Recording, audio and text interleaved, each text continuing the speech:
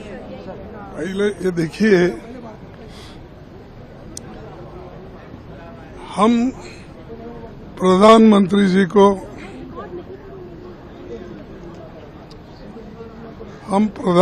जी को और home minister को सदन में आकर अपने वो विचार रखे, वो क्या चाहते हैं।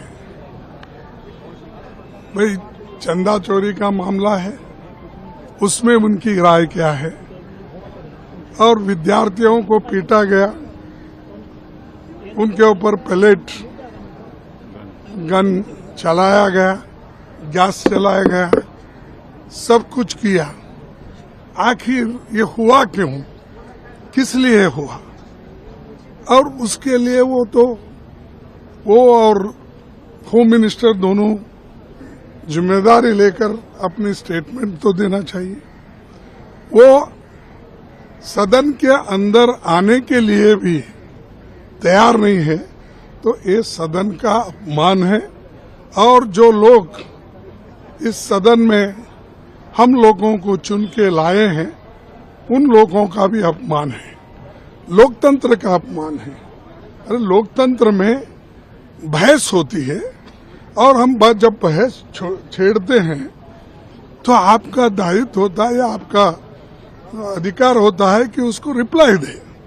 अगर मेरी आर्गुमेंट ठीक नहीं है तो आप कहिए कि तुम्हारा गलत है, मेरा सही है, लेकिन वो अंदर कदम ही नहीं रख रहे। जब से पार्लियामेंट शुरू हो गया तब से अब तक वो अंदर नहीं, या तो सदन से या एमपी से वो डर रहे हैं, या नहीं तो सदन को वो कुछ नहीं समझते, इंसल्ट कर रहे हैं। ये दोनों में एक ही हो सकता है।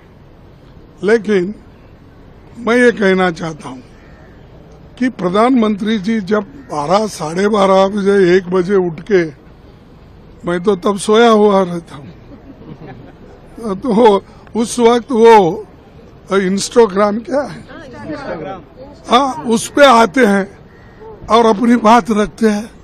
अरे वही बात सदन में आके रखो, या प्रेस बुलाओ, आप प्रेस बुलाकर वहां पर प्रेस में बोलो, लोग आपको पूछेंगे क्वेश्चन। और वहां ये कह रहे हैं कि आप ये बच्चे हैं, उनको मैंने माफ कर दिया। अरे माफी तो आप मांगना चाहिए, क्योंकि आपने पैलेट गन चलाई, आपने गैस इसका चलाया, ये टीयर गैस चलाया, लाठी चलाई, करंट से लाठी चलाई, कीले लगाकर लाठी से मारे। आप माफी मांगना चाहिए छात्रों से। अरे हमारी गलती हो गई, मासूम बच्चों पे मैंने ये किया, इसीलिए मैं माफी चाहता हूँ। ये उसके बजाय जाओ मैं माफ कर दिया। तुम कौन होते भाई माफ करने वाले? हाँ, बच्चों को माफ को गालियां दिए, वो दी। ये इश्यू डाइवर्ट करने के लिए अगर आप ऐसा बोलते रहेंगे, ये ठीक नहीं। आओ यही आके वही बात करो। लेकिन वो सदन को अब तक नहीं आ रहे। ये सदन का अपमान है, जनता का अपमान है। जो करोड़ों लोग हमको वोट दिए हैं, अलायंस पार्टनर को वोट दिए हैं, और दूसरे लोगों को भी जो वोट दिए हैं, वो ये चाहते हैं कि भाई इस सदन में क्या चल रहा है और उसको सरकार क्या कहती है, ये जानना चाहते हैं। लेकिन उसको उत्तर देने के लिए ये तैयार नहीं है। और हम ये एजिटेशन जो कर रहे हैं, ये जनता के इच्छा के अनुसार कर रहे हैं। चाहे आज अनएम्प्लॉयमेंट का प्रॉब्लम हो, इन्फ्लेशन का प्रॉब्लम हो, जो विद्यार्थी, जो छात्र रास्ते पे आए थे, क्या किसी ने बुलाया नहीं उनको? वो खुद आए थे। वो अपने, उनको भी तुमने अब कलर लगाने की कोशिश कर रहे, उसके पीछे कौन था, उसके बाप का इनकम क्या है, उसके पास कहाँ से पैसे आए, उसका अकाउंट नंबर क्या है, ये सब पूछते हैं। तुम्हारा अकाउंट नंबर ही नहीं बता रहे, आरएसएस का अकाउंट नंबर नहीं है, रजिस्ट्रेशन नहीं है, तुम बच्चों को पूछते फिर रहे हो, उनके माँ बाप को डराते हो, घर जाकर बच्चियों को डराते हो, विद्यार्थी और विद्यार्थिनियों को डराते हो और डराकर उनको टीवी पे लाके स्टेटमेंट दिलाते हो। तो ये जो बात है, ये हमारे डेमोक्रेसी के लिए खतरा है और डेमोक्रेसी के तहत वो चलना नहीं चाहते। आओ बहस करो, हम बहस के लिए तैयार है। सदन में बैठो, सुनो।